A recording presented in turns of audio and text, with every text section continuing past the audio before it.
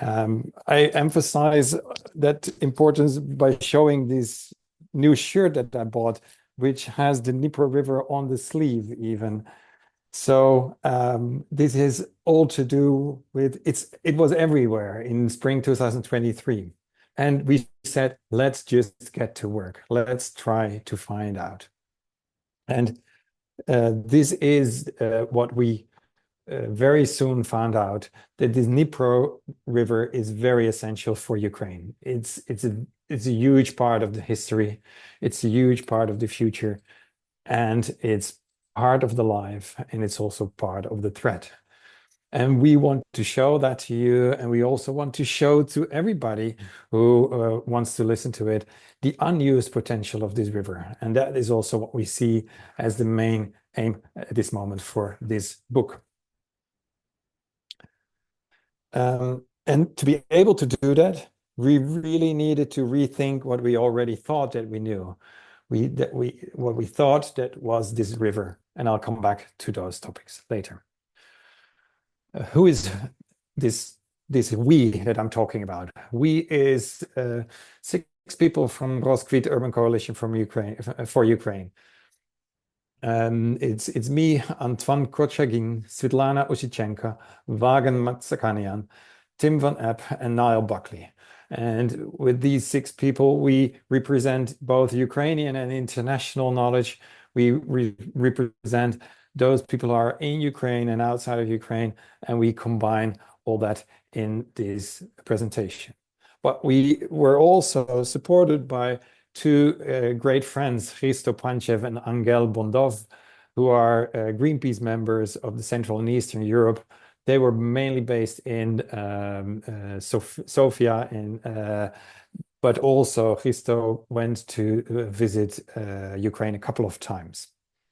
And around this were many people who supported us and many people who somehow gave feedback and review during the process.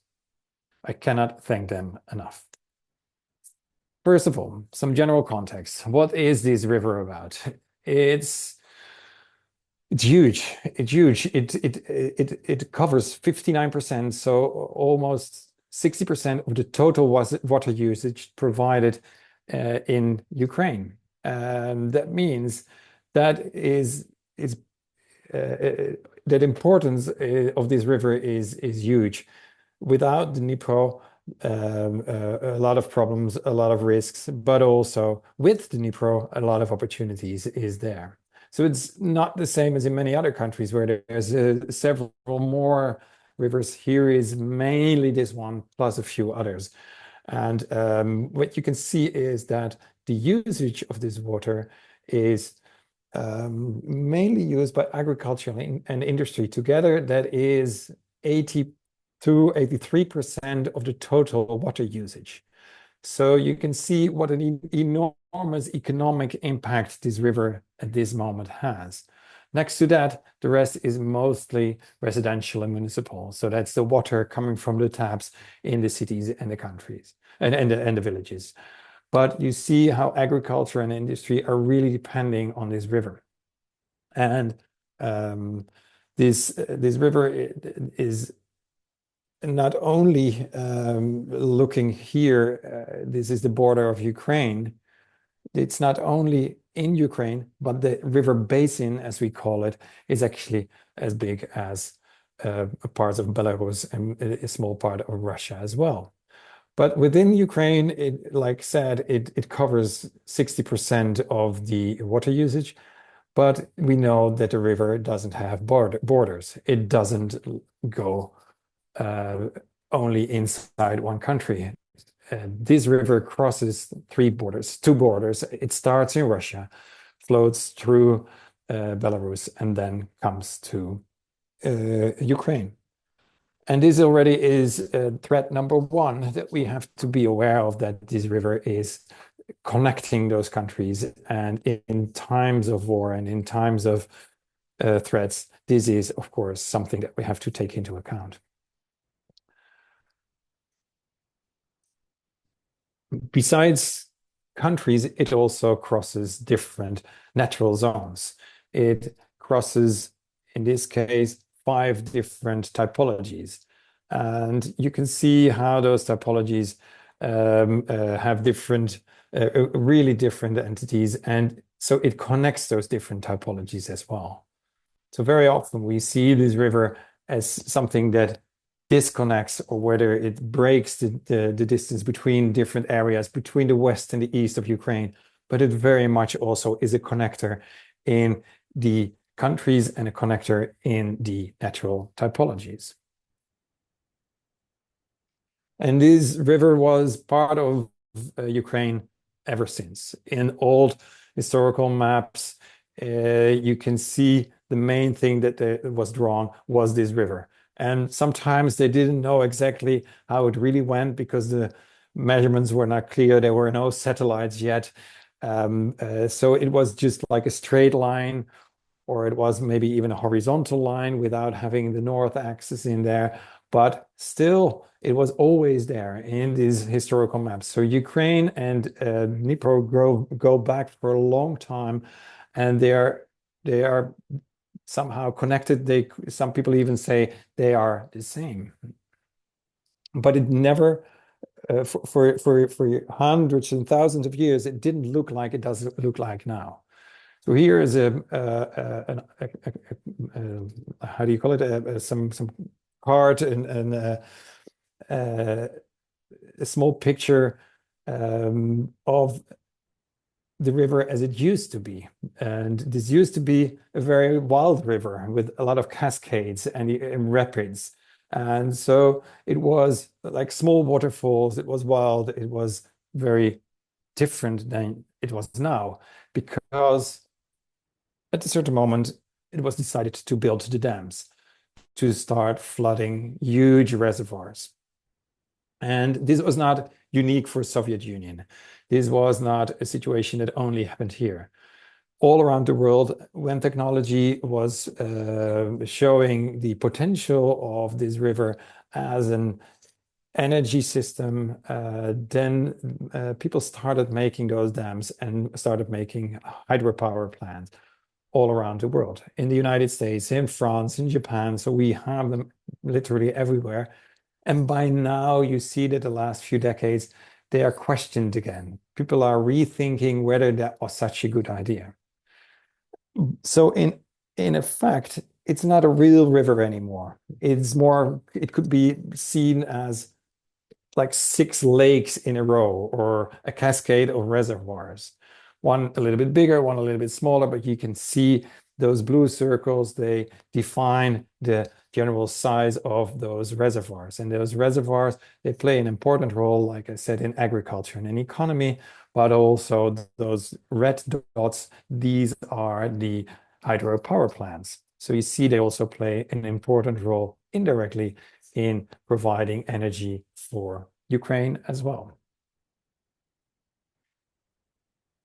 So in that way, you could say Dnipro, it's the source of life. It's creating economic perspective and energy, but the river is actually so much more. It's also a means of transport, trade, mobility, and that part has been reduced a lot because of those dams and those reservoirs. The safety and security is definitely also something that we more and more understand that should be taken into account. I'll come back to that. Nature and biodiversity, agriculture, fishing, industry and energy, as mentioned before, but also culture, heritage, and tourism are researched by our team and placed into this book. For example, the water transport was something that was every Ukrainian was really, really proud of that. Unfortunately, personally, I've never seen these boats that you see here in the top, but these were like water taxis or water buses that went between cities, and that yeah, it was like an adventure. It was like something really special that many people can remember.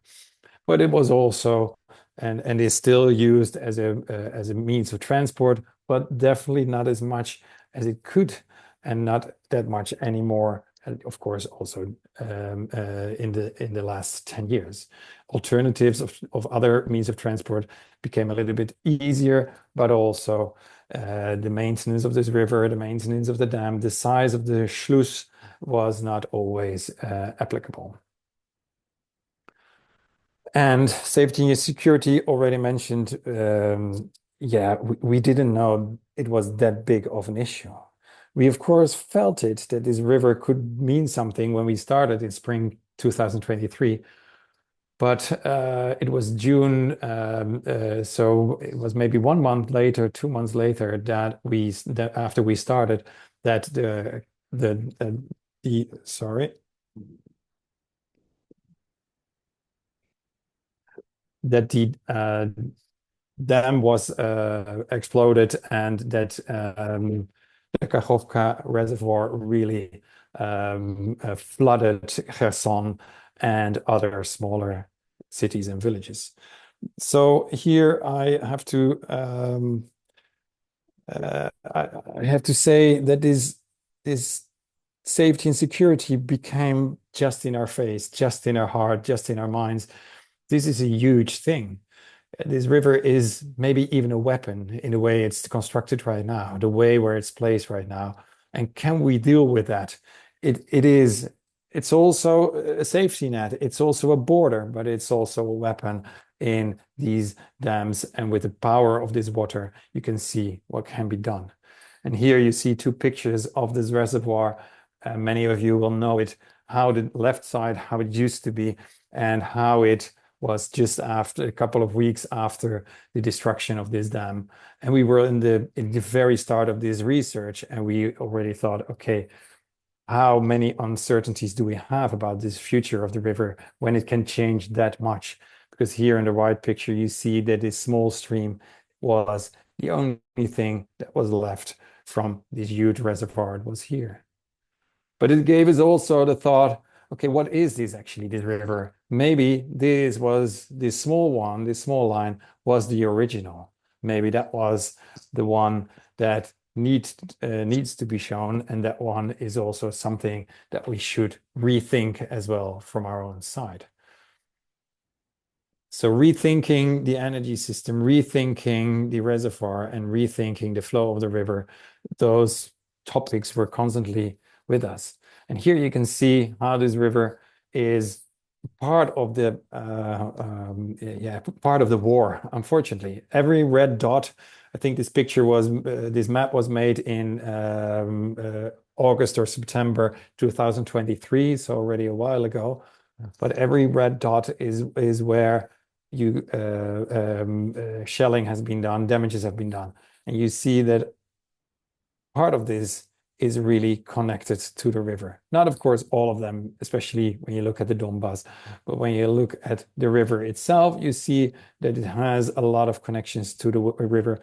And when you look at the river basin, which is here, the blue-grayish area, you see how many missiles, how many attacks, how many bombs are influencing the river basin. And influencing means not only this threat of destruction, but also indirectly by polluting because of the missiles, by the pollution of water or ground of the whole system that it is. And this is a map that was made in 1941. And this is the situation, how the war at that moment, how the front line of the war at that moment was. And that was also following most of the line of the Dnipro River as well. So you can see how how history partly repeats itself. We have now only the front line here in the southern part, but yeah, you can see this is not the first time. You can imagine how cities like Kherson, Nikopol, over and over again are facing this situation where they have one of the most beautiful places of Ukraine alongside this river, but also one of the most dangerous one when they are in the middle of the front line, middle of the war. More optimistic, positive, neutral news about this. Of course, the 70% of the households and municipal water usage, it needs to be cleaned. And step by step, Ukraine is improving the water cleaning system. Still, we must say the quality of the water in Ukraine is quite far behind some of the European Union countries, also the ones in the east. And this cleaning system is one, but also the pipes from the cleaning system towards all the individual households, apartments.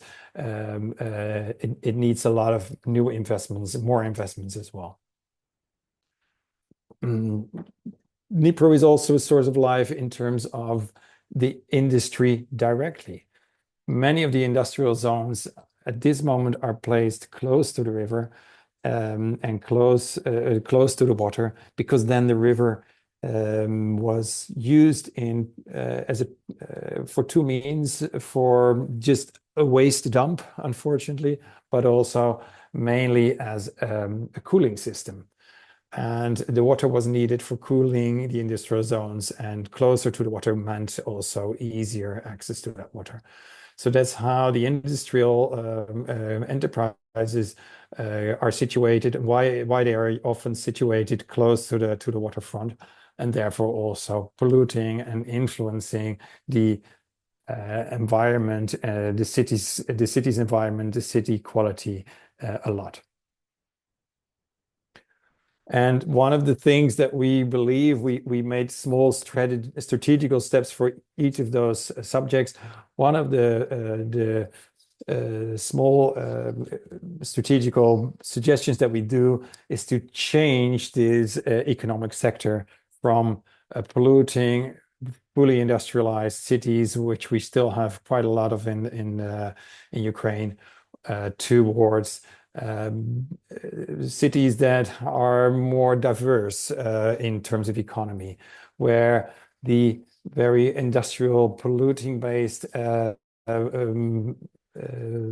economy will transform into multi-industry, also cleaner industry. It can never be fully clean, but at least much cleaner, with better filtering systems, with better output, with less polluting areas. And then also these industrial zones can be maybe placed on different areas in the city, and definitely also be controlled better. And here you can see a picture where schematically you see how these industrial areas are often situated in Ukrainian cities. These purple dots is the industry, and the gray area is a city structure. This is a situation as we have in many cities in Ukraine. There is an opportunity, there is a possibility to remove or rebuild or transform the city parts in other parts of the city where it doesn't affect the city identity itself that much. For example, removing it towards the outskirts of the city, still close to where the people live, still close to some of the mobility infrastructure, but not that much in the city center at all, where it leads to a lot of pollution, air pollution, noise pollution as well, water pollution, of course, here as well. Or the other option is to, when it really needs to be close to the water, at least place it in the outskirts of the city, but then closer to the water, and then this central part can be transformed into other economic or residential purposes. This satellite picture shows how agriculture and the river are connected in quite a nice way, I would say. So here you see the full landscape of different agricultural grounds. It's huge. It's a huge economic sector in Ukraine, for those of you who don't know. You see here the canals that have been made, here one and the second one over here. And those canals provide easier access to the water, and all those water canals, they provide the water to different systems here. So every circle is one of those machines where the water is irrigating the land. But those machines are here on the picture in the left. So these are the ones that are either in a straight line or in a circle, that are watering the land for the crops, for the agriculture that you want to build. But as you can almost even see in the picture, and especially with a climate like Ukraine with high temperatures in summer, a lot of that water evaporates. It just disappears into the air. So the use of this technological equipment is very inefficient in terms of water use. And we already have the technology around the world, which is even not that expensive, where you can have the water much closer to the ground and much closer to the farmland itself. And that is a much directer way how to grow the plants. The technology here on the right side of the pic on this slide reduces 50% of the water usage in every part of the Ukrainian agricultural land. So this is also one of the things that if this water is so important for agriculture, why are we so very spending so much of that, and why are we misusing so much of it? While new technologies can even provide a better situation. Then energy. Dnipro means energy. You can see here in the basin, again, this full area, you can see how many of the different power plants, both nuclear and hydro, how many of them are related to these water streams. They are needed for cooling, they are needed for part of the production as well. And the original system of energy in Ukraine has been built about a centralized system. So even though you see quite a few dots, we consider this still as a centralized system. And nowadays, when Russia is attacking Ukraine and especially attacking the energy systems, these are targets. These are straight targets to this is the main risk of the next coming months, I would say. No, well, not the main, an important risk of the next coming months. And this is how the energy balance is in the country right now. So over 50% is used of the energy is from nuclear power, and 23% is coal. After that, smaller amounts in hydro, solar, and wind. So as you can see, the hydropower is not that large. So the stations that, as we have them here, it's not that large. But the main positive thing about a hydropower station is that it can help with securing the peak request for energy, the peak energy moments, as we call that. That means that the moments during the day where more energy is needed, they can use those hydropower stations and open up the gates, the water flows down, and more energy will be produced instantly. This system is, of course, much more flexible and than wind or solar panels, but it's still a risk that more of them will be attacked, or that the maintenance of those hydropower stations is lacking behind and it cannot deal with the requests anymore.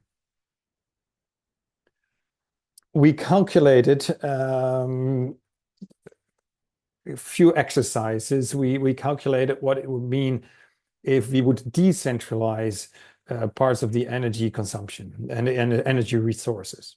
What would happen if what we call democratization of energy really would happen? That it's not centralized systems where you have at a certain spots, mainly those 5-10 spots around the country where you will have the energy coming from, that you will place it much more close to the end users, to the houses, to the hospitals, to the industry as well. And you can do that by wind and solar energy already for large amounts, and maybe then only small extra peak needs can be attributed by different means. And in these small pilot calculations that we made, for example, here on this neighborhood in Kremenchuk, we calculated that by upgrading the buildings, by better isolation, and by upgrading the energy system, 60 to 80% of the percentage can be saved by doing that. So that means that if you can reduce the request for energy, and if you can make it much more local energy production, then you can already improve a lot. And 1/3 of the energy can be produced locally with solar panels only on these roofs in the picture in the left. So it's the whole thing about energy is the system that is now, it was a working system. It had definitely also some backdrops, but now that it's also more of a target, now that we have to think about other potentials of this river, maybe we can also rethink this energy system as well, and maybe we should, because of the climate change that is ahead of us. Next topic is biodiversity. Biodiversity was actually interesting. It was a very diverse amount of species. So what happens when you look at biodiversity? You look at the bigger structures. How can animals, flying animals, walking animals, swimming animals, how can they go from one area to another? How can they follow the stream of seasons? How can they move freely and grow and shrink? But also, you look more specifically, what is the diversity of the species? What is the diversity of the animals? And in Dnipro, there was a higher diversity than in the Danube River. And the Danube River has already had a huge program in the last 2 decades where cleaning of the river by better connections in the river was already established, and a lot of projects have been developed there. But even then, without all those projects in Ukraine, the existing situation of biodiversity was quite good, but it could even be better. So we see that it has 2 biosphere reserves, 2 natural reserves, and 6 natural nature parks, and 11 regional landscape parks. They're all mentioned in the book. We put it into one slide only, and the connection between those parks is almost good, I would say. It could be absolutely better. And you see those black dots and those circles, and at those places there are what we call missing links. At those places, we believe that when you make improvements, and mainly inside city structures, because very often this is inside the main cities, there the improvement of the ecological system can be done. And if you do that, then you can combine the ecosystem, you can connect the ecosystem around the Black Sea all the way up to a very important ecosystem that is around the Belarus border, and using the Dnipro River to connect all those natural, very important elements in Europe. So this is beautiful. It's very rich. It can even be richer, especially when we would focus at the missing links. If that would happen, also fishery can go back to a higher level again. In fishery, maybe as a recreation, maybe for personal use, but also as an economic potential. And here you see ice fishing, and this is amazing, typically Ukrainian sport in some of the villages or cities, but it's getting less and less because of the change in temperature and climate, also in Ukraine, of course. But I seen it once in Cherkasy, and it was crazy to see all those men sitting in the middle of winter all day on the ice and waiting for the fish to bite. But also, the Dnipro is a source of life when you think of recreation, and that part is definitely on a very, very basic level still. There is, of course, recreation in the river, especially in or around the cities. but it's usually not on a very comfortable. It's swimming in polluted water. It's using not all the potential, and we believe that this part can be a very big part of the future. And of course, to talk about recreation in times of war, it might seem strange, but we believe that we have to have this perspective. We have to think about those elements again after the war, and we should definitely make plans how to improve that as well. And in this, we believe that the heritage and culture can play a very important role. So it can be recreation related to sports and nature, but it can also be recreation related to culture and old heritage. Here you can see several places where that already is happening, or where you can see how old pictures, old songs, old poems, they all mention, or many of them, they mention the river as a part of the Ukrainian identity. And it's huge in films, it's huge in documentaries, and it is for a reason. But it can be even stronger and should be emphasized much stronger, because now very often you cannot reach those places because they're underwater, or they're blocked by industry, or they're blocked by inaccessible forest. There are no proper roads there. And we believe that especially also those hidden treasures should be part of the future identity research and future recreational zones maybe as well. And here you can see what these reservoirs really mean in terms of history. These reservoirs are have flooded large areas of the country, and they have flooded these red dots, and every red dot is a settlement, different sizes, but it's a settlement. So there were people living there between 10 and 1,000 people probably. And every settlement is still there as a relic. There's elements like this can still be found. Or here, as you see, this flooded church is also one of those elements. This was not a church in the middle of the river. It was just a church in a village, and now you can only reach it by boat.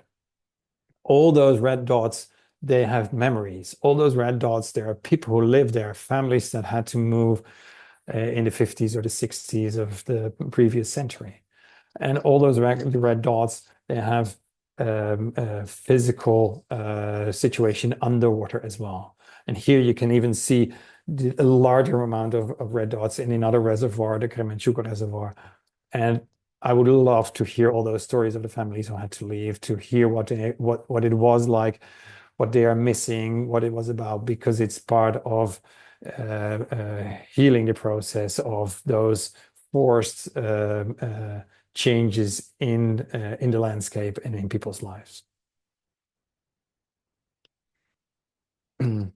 One of the examples that we see is that all those different beautiful elements, both industrial history, both in terms of natural cultural history, that they can be connected, and we could find this as a huge potential for recreation and tourism, maybe even in the long future. This is also one of the ideas that the students from the Kharkiv School of Architecture made last winter when they were studying on that as well. So what we do is that we look at all those different elements. We call them layers in urban planning or in regional planning, all those different layers, and we try to connect those layers and see what is the mutual benefit, mutual interest, where we can connect the layers so that we can see what investments, what projects can be done that can improve several situations at once. And so we have for all the different layers, we have some recommendations, some rethinking thoughts, some ideas that we believe that are more important than has been mentioned right now. But we also tried to combine it all in a final chapter of general principles and scenarios. And those general principles, they are 5 of them. We said, let's make it not too many. And the principles are written here. And the first one is it's a source of life, as you have been seeing in the last 20 slides for sure. But it's a source of life in all those aspects that I showed. It's, first of all, healthy water for residents. It's clean water for flora and fauna. It's enough water for economic use. And it's the symbol for identity and culture. You see that the words that we use, healthy, clean, and enough, they emphasize already what we mean is the unused potential. Because principle 2 is that we see that there's a large technical focus on the Dnipro River as it is right now. Like I said, this was not just in Ukraine or in the Soviet Union. This happened all around the world.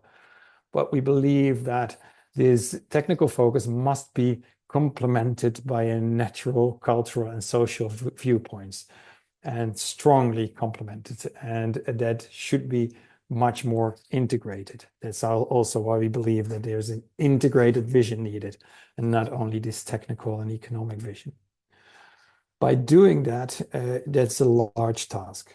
I mean, we did a first step in that, but there is a lot of knowledge about that, and this knowledge could be read in what we call the one water approach for the Dnipro River basin. This one water approach is a methodology developed in the United States by American Planning Association, where Tim Van Epp was also part of.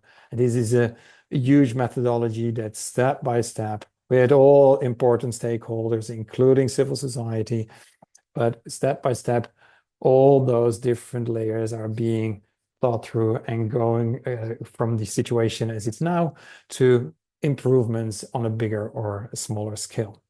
So this one water approach can be a principle for the future of Dnipro. And the fourth principle is that the decentralized energy generation is needed for a resilient future. And this is where the resilience in times of war and the resilience in times of climate change and the urgency for that, they go hand in hand. Decentralization of the energy generation is a real important topic in Europe and in Ukraine, and we believe that they can be combined very well. And principle 5 is more about the process. This is just the first step. This is one of the lectures or presentations that we give about it, but there's a lot of discussions, debate, dialogue, research that needs to be done.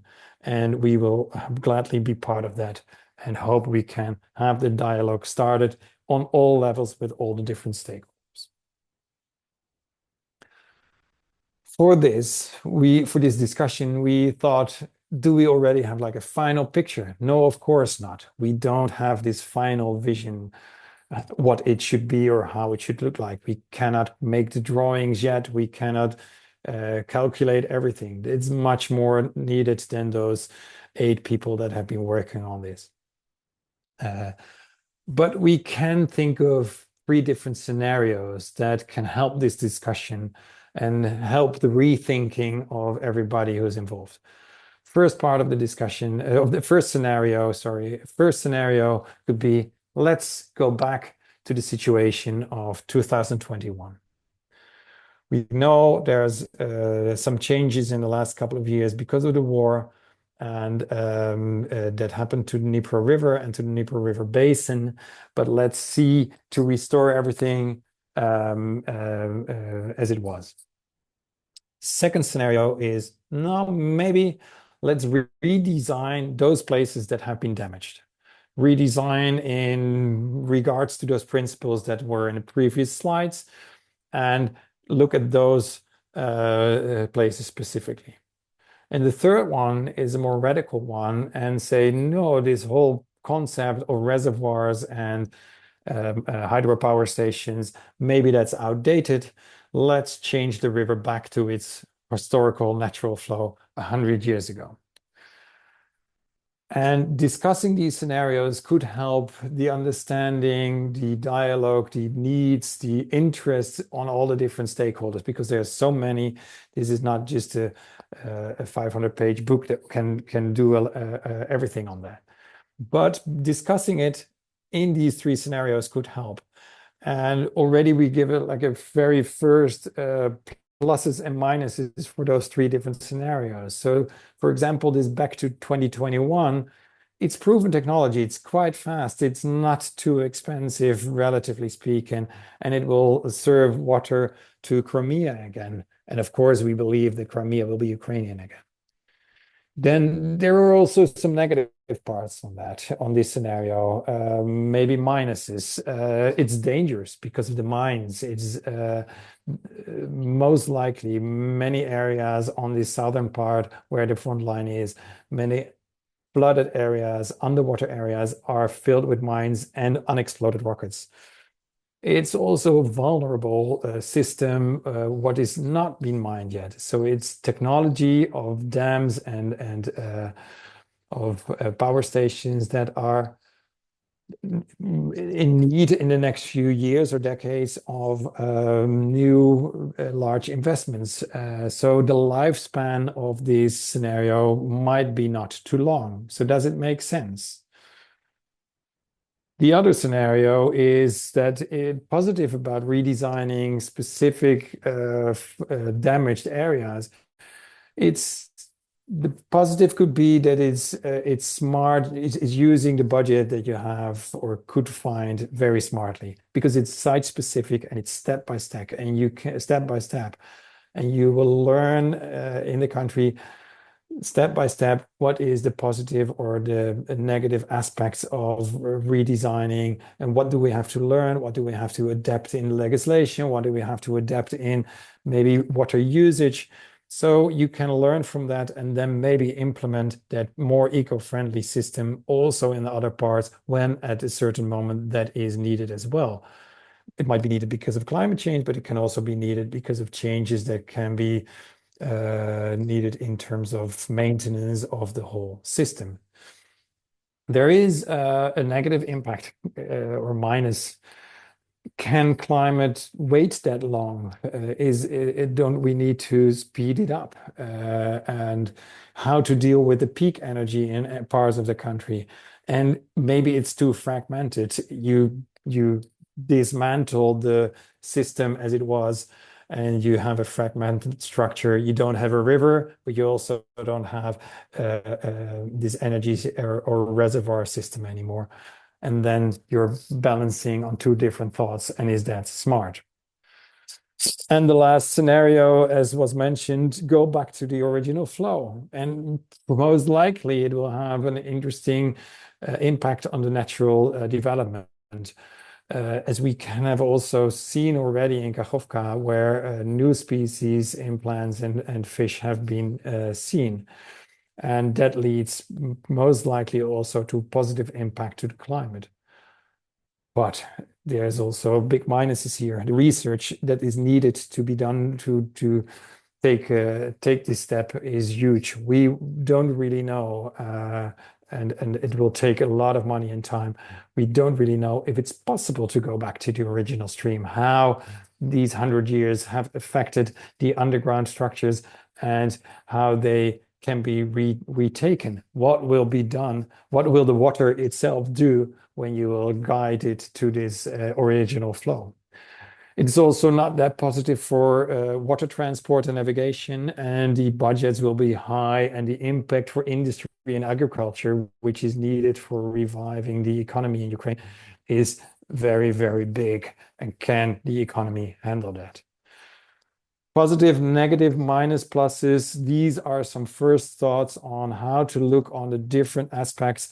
And these drawings, they can help with that. You can look at it with groups, with meetings in different stakeholders. You can look at those scenarios from the different aspects, from the different systems, from the different layers of planning. And you can look at it and say what is positive and negative, how to deal with that, how to deal with the consequences of some of the negative impacts, and you can start discussing and detailing more what is the possibilities in this river. Because in the end, we believe this unused potential, it's still there to be used. We show this for a few slides in a zoom-in city where we did, because we thought at a certain moment, yeah, it's very, very abstract to look at it that big only. Let's zoom in. What does it mean? So we started looking at Kremenchuk. Kremenchuk is a city which is close to one of the power plants. Here you can see it and the reservoir.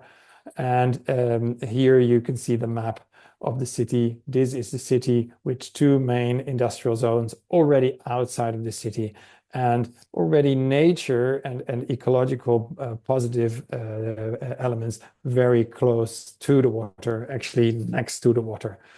So by looking at Kremenchuk closer, and the whole team didn't know the city at all, by looking at it closer, by going to visit the city, we saw that this is actually a very good example that can even be improved. This is an example of a city where we believe already many of the recommendations are taking place, and it can be improved still. So we decided to take this as a pilot, looked at it also at a wider scale. So we looked at it from this recreation or points of interest, points of identity, point of culture. And we saw that there were quite a few interesting points in the near vicinity around the reservoir, in nature, in villages, in the city, that could be better connected. By simply making that connections and showing that as a strategy for tourism, maybe even very local tourism, the connection between people and the river and understanding of the river in all its aspects would already be much better. We believe that it starts with that, with the awareness, with the understanding, and from there the bigger projects can happen. For example, bigger projects in the city itself, so even not that big, projects that are close to the river, where the green zones, which are here and here, can have a better connection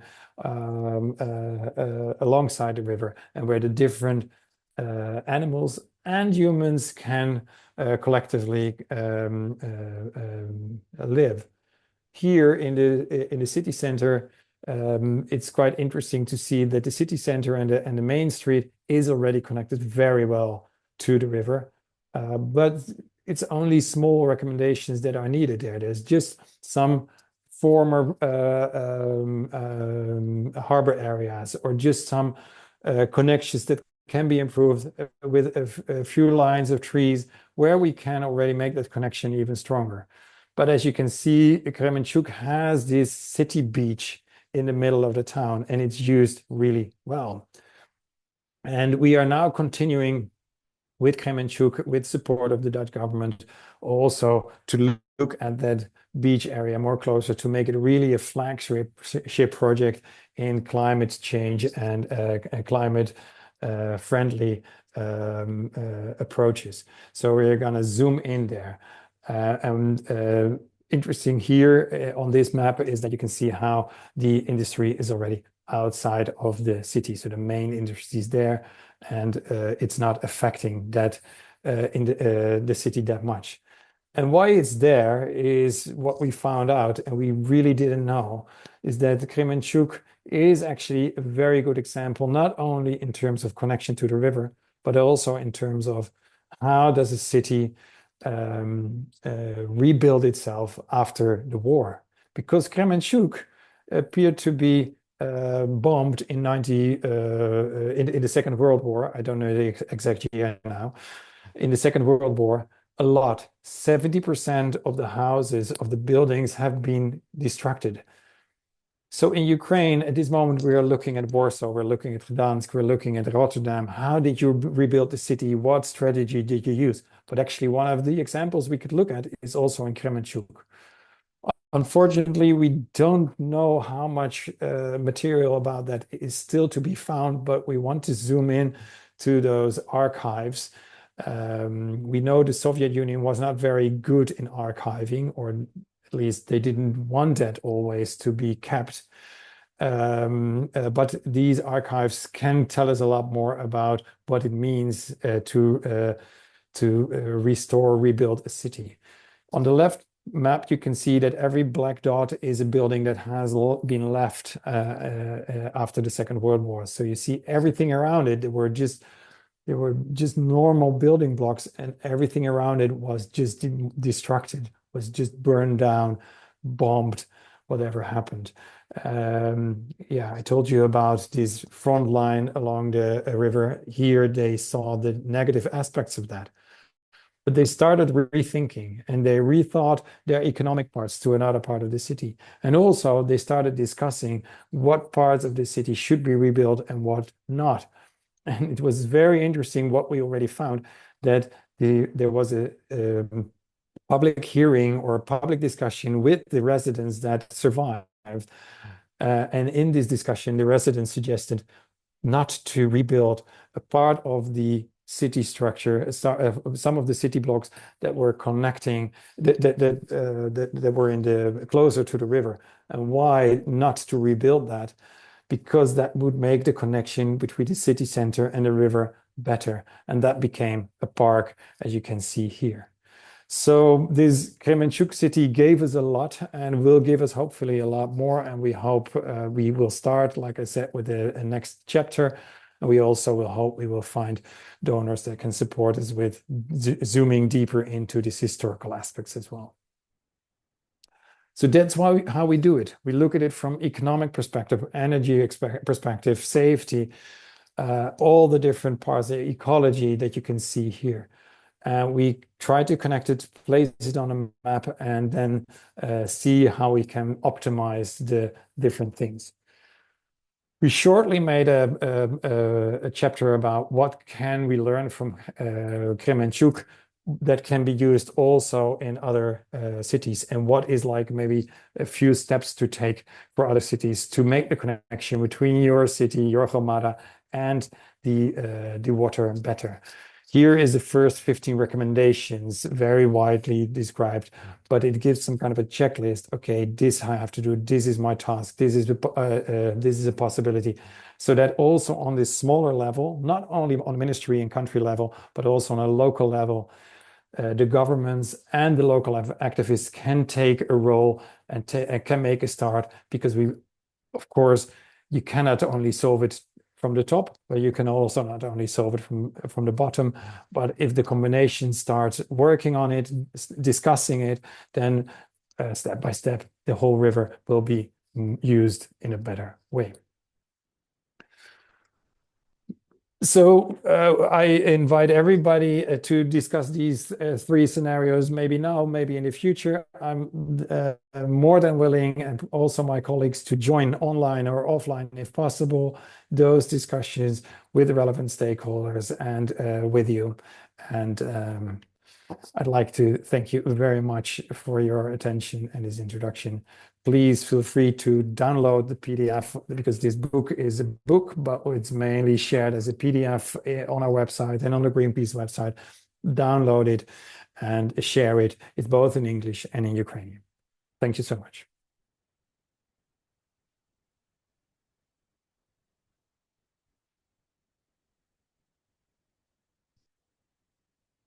Дякуємо, Fulco, за чудову Thank you very much, презентацію. Mr. Treffers, for your wonderful presentation, and everyone who would like to can ask the question at the end of our today's lecture. And now I would like to give the floor to Ms. Mariia Shpanchyk. She is head of the Department of Water Resources, State Water Resources Agency. Welcome, dear guests. Can you hear me okay? Так, Yep, yep. The sound is perfect. Thank you. Right, so let me share my presentation, and please inform me if you can see it. Can you see it? Yeah. Thank you. Yeah, we can see it. Great. So I would like to say a few words about myself. I am a state employee. I am working in the State Water Resources Agency, and we are dealing with water resources management. We have national plans, national strategies. We are not shaping policy in terms of water resources, but we are implementing it by designing plans, strategies, documents of state management, etc. And we are implementing the practical steps, including water monitoring. We have laboratories involved in this, and we are very proud of our laboratories monitoring the water quality, which can monitor more than 100 indicators, both general and very specific indicators, both pollution, general and specific pollution. We also have the function of state water cadastre, meaning that we are registering the water objects and their situation and location. And we also perform a number of functions, including the managing the water resources use, artificial water resources, including actually the Dnipro River. Practically, Dnipro as a river takes very little part of the overall flow of this water, because it exists really as the cascade of water reservoirs. The Kakhovsky water reservoir is one exception. So now instead of 6, we have 5 water reservoirs in Ukraine. Also, my department is dealing with European integration, how we need to shape our state water policy, aligning it with the European commitments that we have undertaken under the status of a candidate member state. And my presentation maybe is going to be not as exciting as Mr. Fulco's presentation. Rather, I'm talking officially, like a state employee. But I think it would be interesting for you to see how what practical steps we are taking, and how the creative activities of enthusiasts can be integrated into our policies, plans, and strategies, into the legal framework that is efficient that is effective in our state, and how we are planning to develop it. So if I'm talking too fast, please, yes, let me know. Okay, yep. Right, so I would like to start with the legal framework we have and approaches we use to work with water resources in Ukraine, and how we are planning to rethink them. So the key document here is the Water Code of Ukraine. Like any sector, we have our own code, the basic framework, and it has a lot of articles which spell out the authority for different agencies and how we're going to implement the water policy of the national level. So we have the water strategy till 2050, as they say, and this is called the ecological strategy, because it doesn't take economic approaches too much in terms of development of the water resources, but rather it is aimed at achieving the economical goals that we have undertaken. Also, we have the strategy of the state ecological policy 2030, and this is also an integrating document, integrating the approaches to biodiversity, to the use of water resources. It is rather generic, and it spells out what Ukraine should achieve in these strands. And also we have a state strategy of regional development 2022-27, but it has been amended this year, and it is also taking into account the indicators and indices which Ukraine must achieve within the commitment undertaken as Euro integration process. And we have also approved the decision to formulate the rebuilding plans, which must be part of the strategy. So meaning that the territories damaged as a result of the hostilities must draw their own plans of rebuilding that will be integrated into this overall strategy. But of course, a strategy cannot stand on itself. A water strategy is impossible on itself. It must be integrated or combined with other branch strategies. So we are integrating our activities with the strategy of the development of agricultural sector till 2030, with the strategy of ecological development till 2030. And so here the slide shows you the key strategies of the key branches of economy of Ukraine. And these are the branches which are using water resources. So, and the factors here, of course, are agriculture, climate change, because Ukraine is an agricultural nation. And so agriculture is one of our key activities, and 1/3 of Ukrainian water resources are used by the agricultural sector. So, and without the energy sector, of course, it is impossible to talk about water resources of Ukraine, because the Dnipro is the cascade, artificial cascade created by building the dams for hydroelectric power plants, and these power plants cover the peak demand of our energy demand, and so they provide enough electricity, as I said. And so we have also undertaken to, since 2014, after signing the association agreement with the European Union, we have undertaken the commitment to follow the principles of European development, and we have applied, and we have gained the status of the candidate member state, so we must follow the norms and regulations of the European Union. So that is why we have Ukraine facility in Ukraine.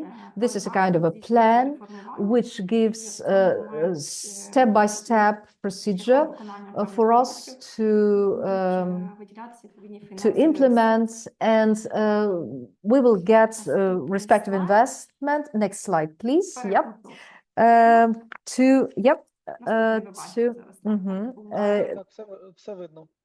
To implement these steps. So I think I will just show you this slide, because I think that after we have become a candidate member state, then we start the negotiations. There are 35 branches, 35 sections, which will be subject for negotiations. And our group is Group 27, Ecology. And this includes also the environment and water resources.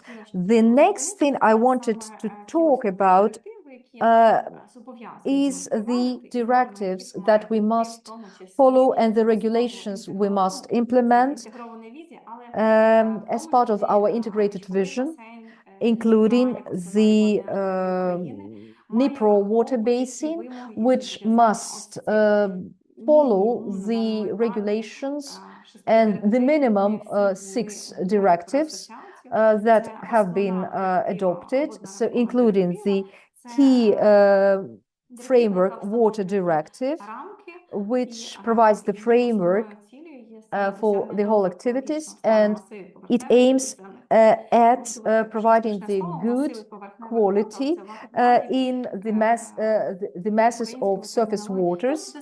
This is the what we call water bodies, right? So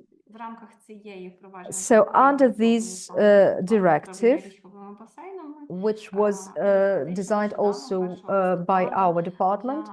On the 1st of November this year, it was approved by the government for the water bodies of Ukraine. And yet it has not yet finished its strategic assessment. Besides the key framework water directive, we also have a flood directive, which is aimed at reducing the risk of flooding, because the Dnipro is a cascade of water reservoirs, and the water of these water reservoirs is actually pumped in by the water pump stations, because Dnipro has also a lot of dams, and so some rivulets, some subsidiaries of the Dnipro are below the river level, so they need to be pumped up. Besides, we need to provide for to prevent the flooding of settlements on the banks of the Dnipro, and so this is also the part of the flooding directive. So this directive lists areas which can be flooded, and under this directive, cities like Kremenchuk are listed as zones which require specific measures to prevent flooding and to reduce these risks, and to take into account the existing situation, because well, the cascade, the river, the Dnipro cascade is a given, so it yes can be a threat in terms of flooding. So besides the plans under this directive, each country, including Ukraine, must map the risks of flooding. These are very specific kind of maps. Ukraine doesn't have them yet. Some parts of the country have them, but Dnipro just has no flooding maps, and this is our big chunk of work to be done by Ukraine, and it is on our agenda to map flooded zones. The next directive is sewage, urban sewage directive. It's one of the most difficult directives because it is connected to infrastructure, and so we must modernize, reconstruct, change the water purification technology, because the technologies that we are using presently, they are outdated, and our tanks, our purification tanks, were built very long ago, and due to the hostilities, the condition has worsened. So all these directives are connected to the plan of the water management. But I guess for Ukraine, urban sewage directive will be the key one, because it requires a lot of investment. We also know that we have amendments prepared for the urban sewage directive, and they will introduce even stricter regulations of the water sewage, of the urban sewage, including the micro pollutants, and it is going to be tough. But when we are planning the vision of the rebuilding and unlocking the Dnipro potential, this is a must. We cannot discuss Dnipro future without this directive, because there are so many people using the Dnipro water, and so we must talk about this. And the demand for water is growing, and we must think about reusing sewage. Like in the European Union, it could be used for irrigation, for other technological processes.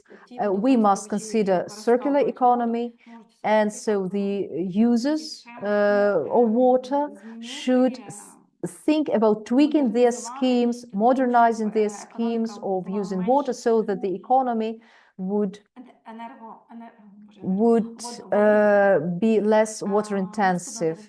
The next directive is the Maritime Directive. I'm not going to pay much attention to that because we are pressed for time, but this is a directive that sets the goals for the Black and the Azov Seas. Unfortunately, the Azov Sea is being occupied temporarily, and the Black Sea, unfortunately, doesn't give us an opportunity to conduct monitoring and research, but we must start with preparing the legal acts, legal regulations, and we are waiting for the moment to start implementing them in the seas, which we're planning to return. And the next one is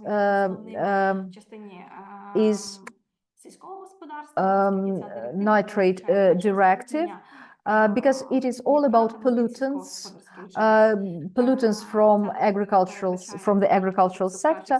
This means planned activities aimed at nitrate pollution, and the code is there. It is partially implemented in Ukraine, but we're just starting this process, and this is where we must take this directive into account when we are talking about the rebuilding of agriculture, rethinking agriculture, and how we are going to modernize the fertilizer usage. So we must introduce changes. And the last directive is the Drinking Water Directive, about the quality of drinking water. I don't know whether you are updated about the situation with the drinking water in Ukraine, but the Drinking Water Directive introduces the norms and the regulations of Ukraine, which are effective now, are not aligned. So the directive introduces very strict norms, and we will have to work a lot here. Next slide shows you just an overall picture what we need to do, what we have done, what is still to be done. And so if I can share this presentation with our today's guests, I think it would be rather interesting. So I would like to talk now specifically about the plan for river basin management. This is a national document. This is the priority for 2024. And this plan, as I said, was approved for the Dnipro River on the 1st of November this year. And it spells out the measures to be implemented to ensure the good quality of Dnipro water till the year 2030. And these are our integration commitments. So it looks like it is rather easy to make a plan, to plan some activities, etc. But we have designed and approved this plan, and according to the requirements of the European Union, and including the requirements of all the directives I have mentioned. Believe me, it took a lot of work, and including the legislative work, we have approved 21 bill to do this, and we started to work in 2019. So in 2019, before 2019, we had around 10 subjects of monitoring. These were laboratories, organizations, and each would get its own result. There was no system. And starting with 2019, there are just two organizations monitoring the water quality, us and the state service of emergencies, state emergency service. But they are doing the monitoring by biological indicators, and we are doing the rest, really. So we have divided our work, and so it improves the results and improves the work that we are doing in terms of also creating the plans for water resources usage. We are also creating plans for participation, for setting the dialogues together with the local communities. And each river basin center has a center for a consultant center of including around 100 participants who gather together in the online format to discuss the challenges of the water basin that they are assigned to. And these include all sectors: business, municipality, civil society organizations, academics, etc. And so these people come together to discuss the issues, and they need to approve specific measures, the budget program.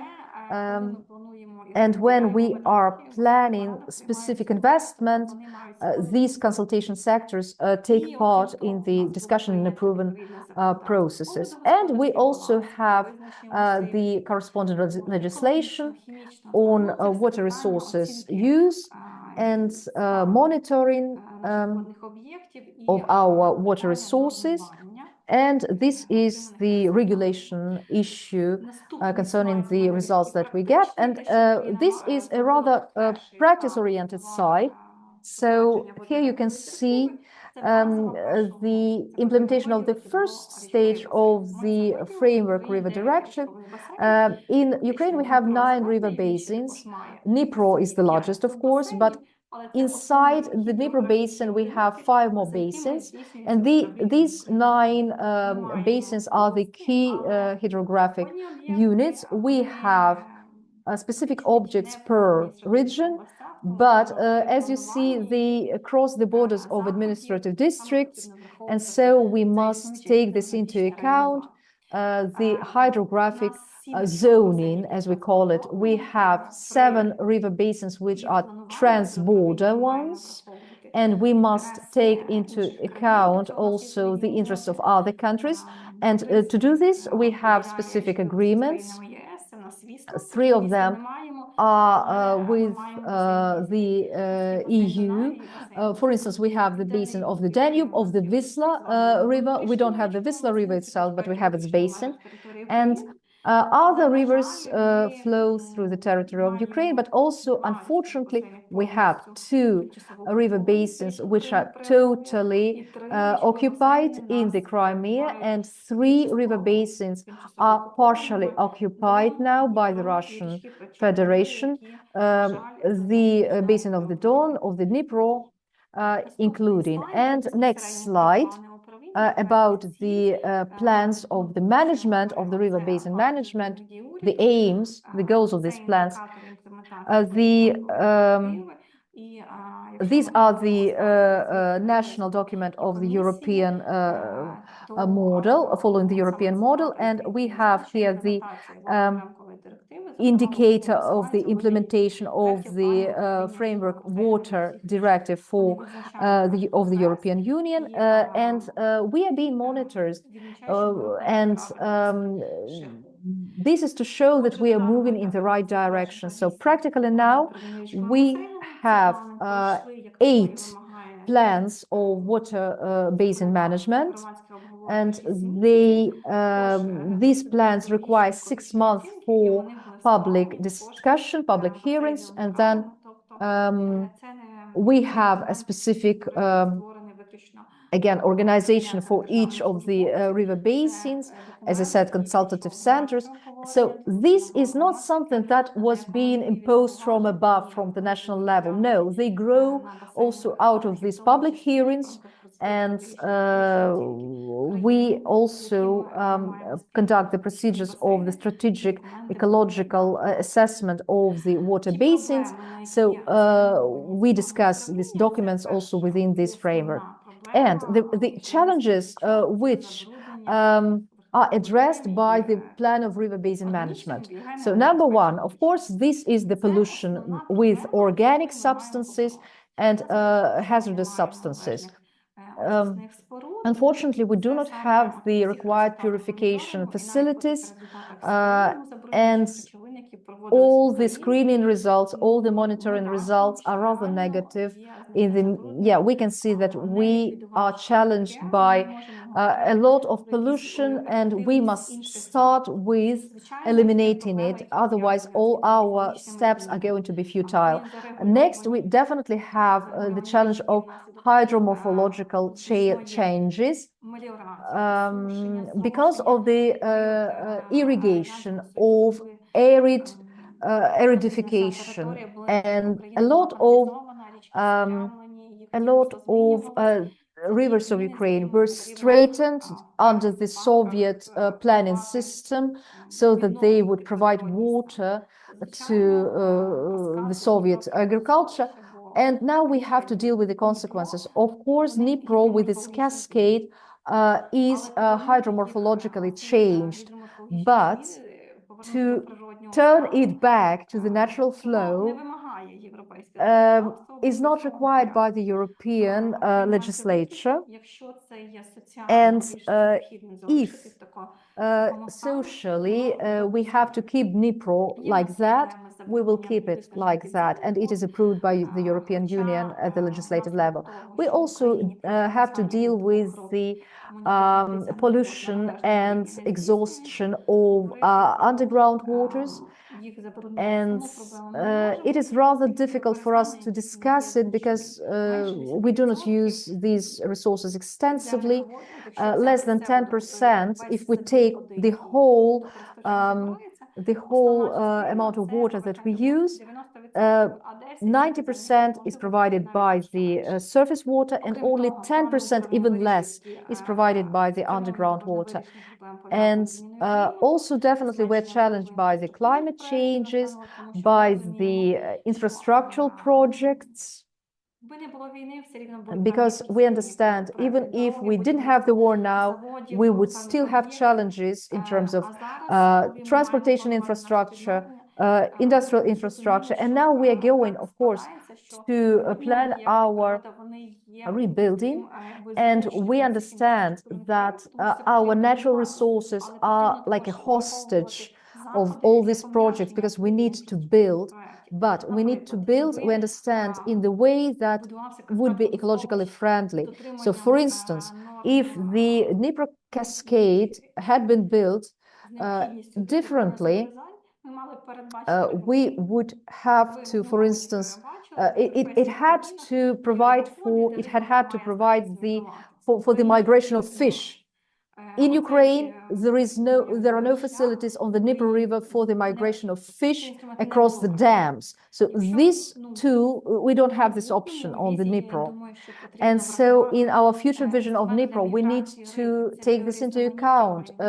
Fish migration ensures biological variety, and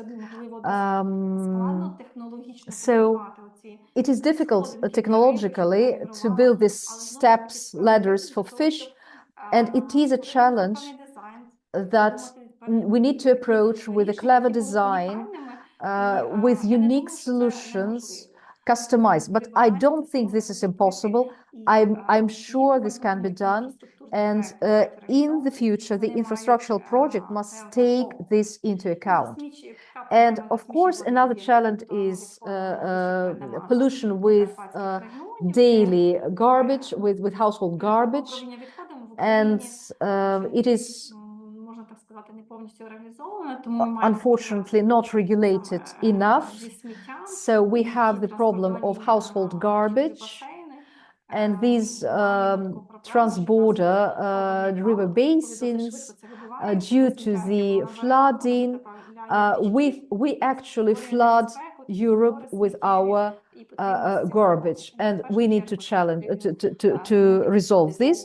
But we need to resolve this. We must adopt new approaches to garbage management, and including sorting.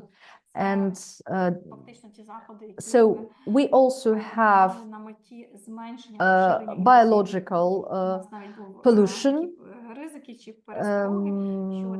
and we are rather apprehensive when we have no Kakhovsky water reservoir. We are actually have an apprehension that we could have some invasive species like plant species which are sprawling and taking the whole ecosystem,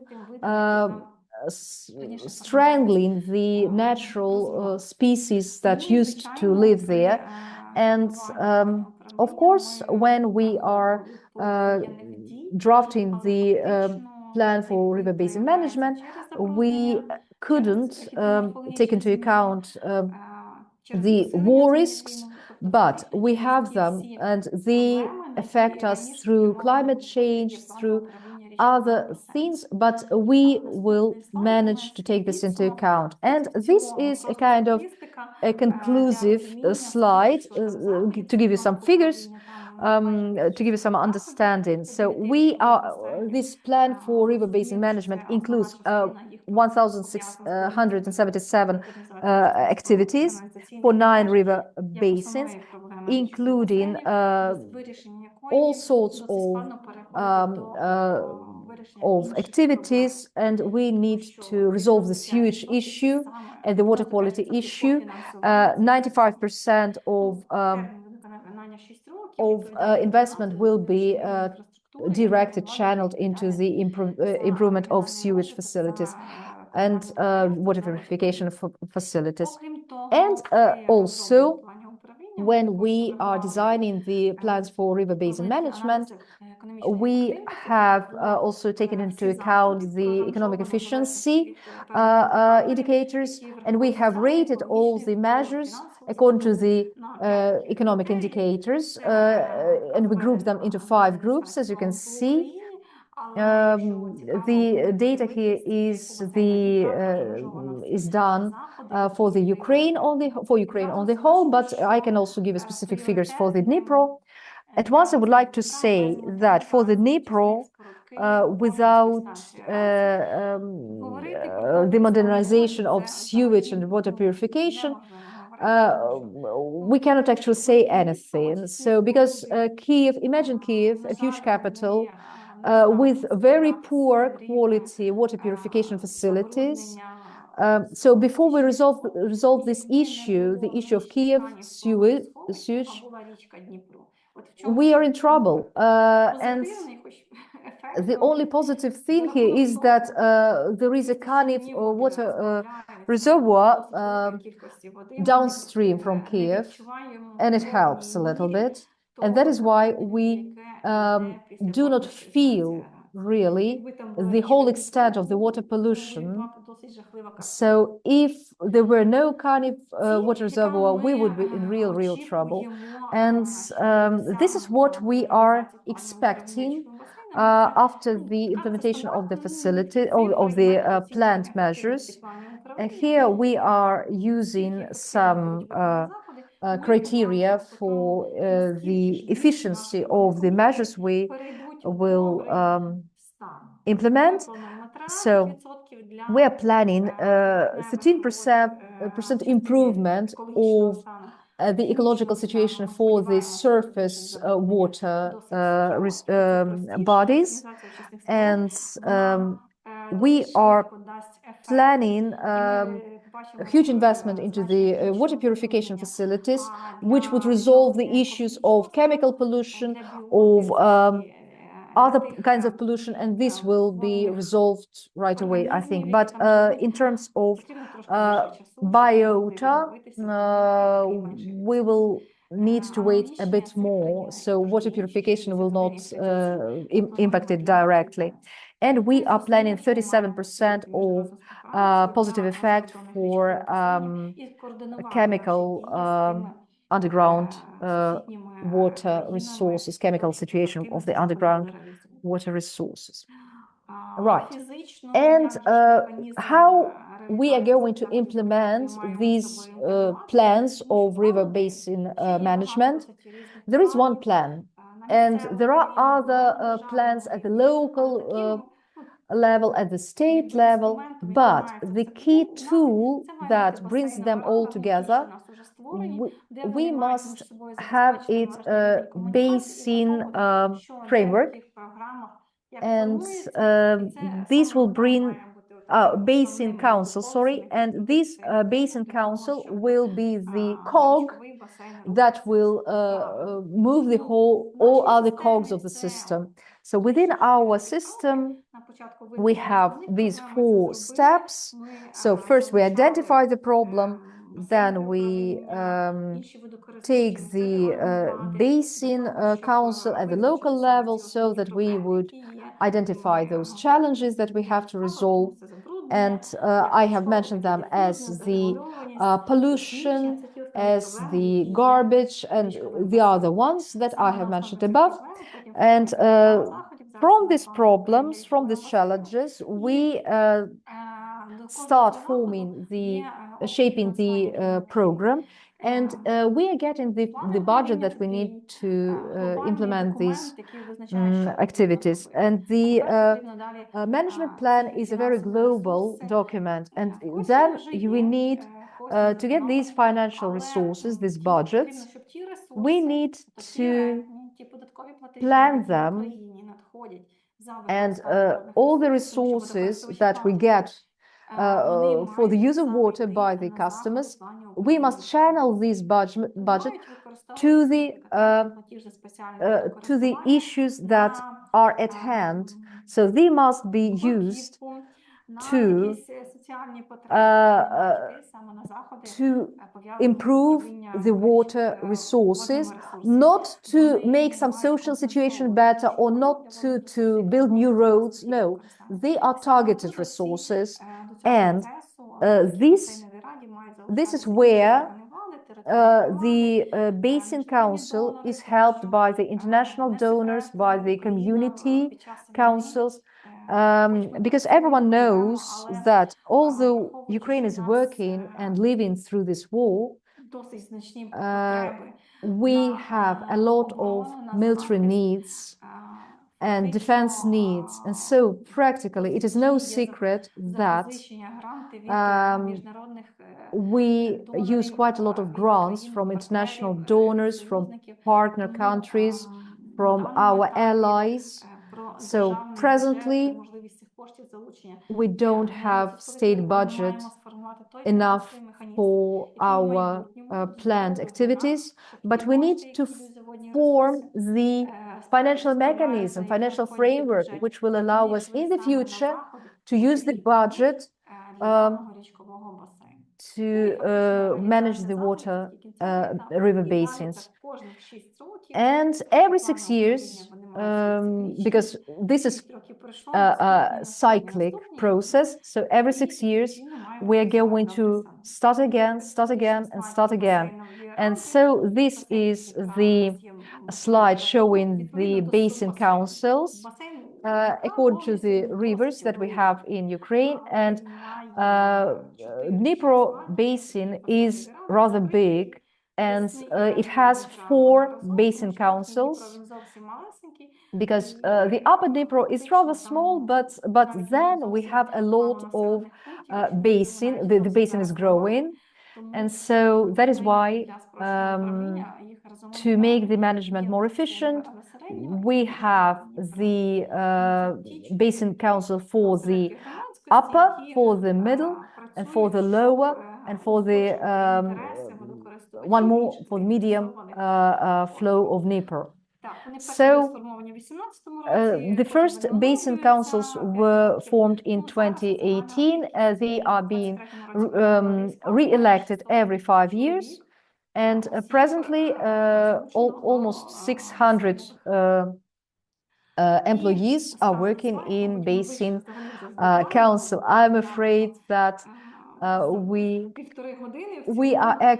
have run out of time completely, so sorry for abusing my turn, but I would like to show you my last slide. This is what measures we have already approved and we have already implemented in Ukraine. So Here we are talking not about, not just beautiful documents. We're talking about tools. We're talking about efficient tools which allow both the national and the local authorities to work with water resources, to attract investment for reconstruction of water-related objects and reforms.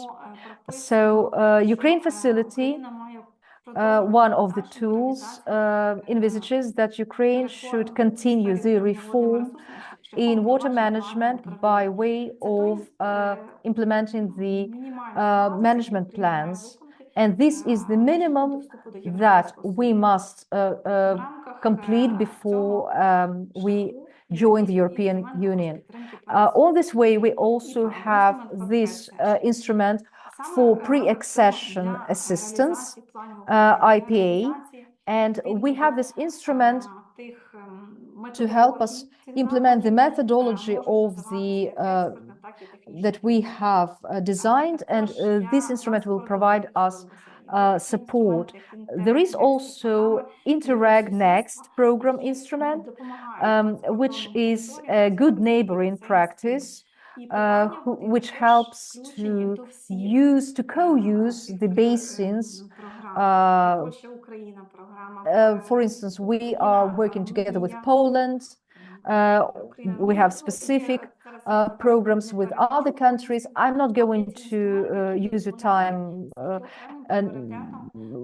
naming these programs, but many programs also include this issue of water management, and also LIFE program, which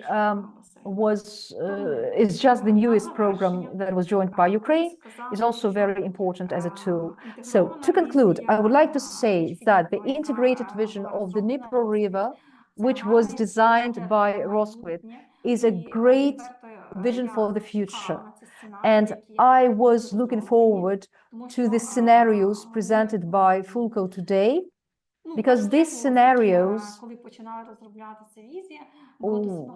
at the very beginning, when this vision just started, we discussed in terms of whether we need to reconstruct the Kakhovska hydroelectric plant or not. I have my own opinion here, but a lot of experts voiced their opinions, and these were not just state employees. And we were discussing how to use this territory and what approaches could be useful to rebuild, to reconstruct Dnipro, because Dnipro actually is half of the territory of Ukraine, to put it bluntly, and how to approach it. It's a great territory, and it is so difficult to actually envisage it as such. Because there are some European countries which would be smaller than the basin of our Dnipro River. So it is very difficult to manage it efficiently.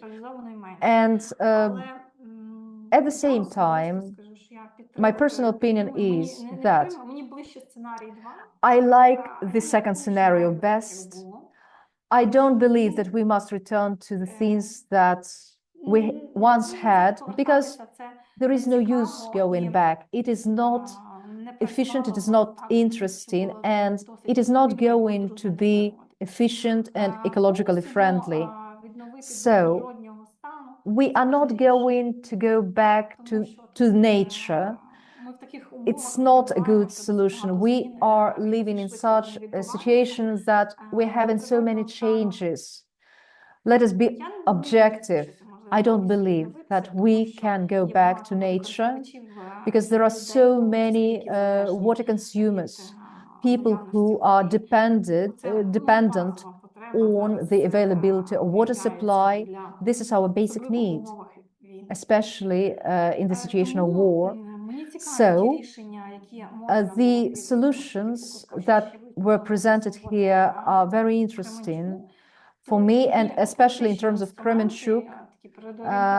And these are very practical tools presented today, and you can put them, you can apply them to the architecture of rebuilding in other communities, in other cities, and they would be efficient, useful, and they could help with water resources management, and I see their future.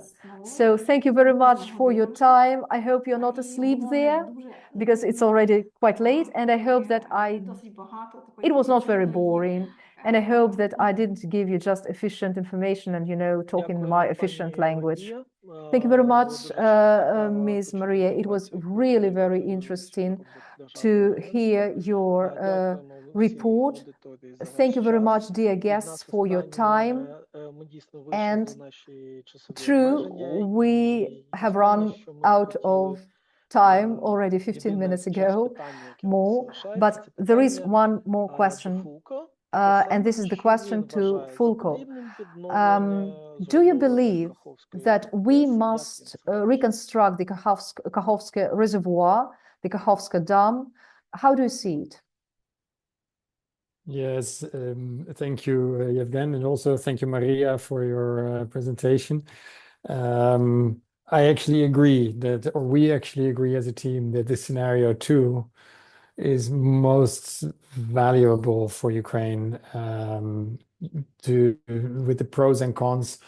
But still, it is good to discuss, and it's still good to see what opportunities the other scenarios give, maybe sometimes on a smaller scale. For example, the Kakhovka Dam.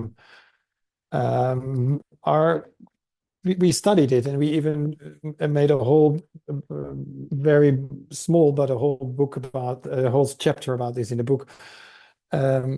What we see is that we made pluses and minuses for all different scenarios in the Kakhovka Dam, the same as we did for the whole river. And we said, what is the use of rebuilding? And so the conclusion was, if you're rebuilding it, in the end, it will be ready maybe in 10 years, not sooner. It will take years. Why does it take years? Because of the war, because of the mines, because of the calculations that need to be done. And it will be really a lot of time. And even in the last 1.5 years only during the war, already many alternatives have been found in water supply, in ecological systems. So think about the situation where these alternatives can grow step by step in 10 more years. What that would mean for the final solution of rebuilding the Kakhovka Dam, we think it would be going back in time instead of going forward, and it's useless. The alternatives will be needed in the meantime anyway. The nature will find his new balance anyway. The energy solutions will be found in different ways anyway. So we believe, with the information that we have now, that it's more smart to think forward and to think that you can look at the river and this reservoir in different ways, and to include other potential layers as well. So with what we know now, we believe no, but it's not the most important recommendation of our whole book. Of course, we prefer to discuss it widely and to see if there may be other opinions and to go deeper into that. Yeah, that's maybe my quick answer, not spending too much time. Дякуємо, Фулко, за відповідь. Дякуємо. Thank you very much, Fulco, for your answer. Thank you, dear speakers, for your exciting presentations.